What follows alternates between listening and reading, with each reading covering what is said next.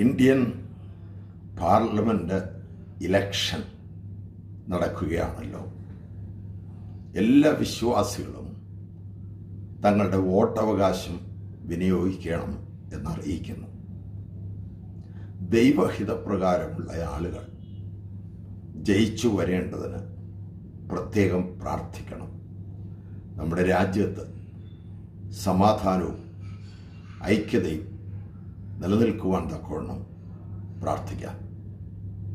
ശ്രീലങ്കയിലുണ്ടായ അതിഭയങ്കരമായ ഭീകരപ്രവർത്തനങ്ങളിൽ നഷ്ടപ്പെട്ട ആളുകളുടെ നഷ്ടത്തെ ഓർത്ത് Indian Pentecostal church of God അപലപിക്കുന്നു. ദുഃഖത്തിരിക്കുന്നവർക്ക് വേണ്ടി പ്രാർത്ഥിക്കുന്നു. ഇനിയും ഇതുപോലെയുള്ള ഭീകരപ്രവർത്തനങ്ങൾ ഇവിടെ നടക്കാതിരിക്കത്തക്കവണ്ണം നമുക്ക് ദൈവത്തോട് പ്രാർത്ഥിക്കാം. Thank you. God bless you.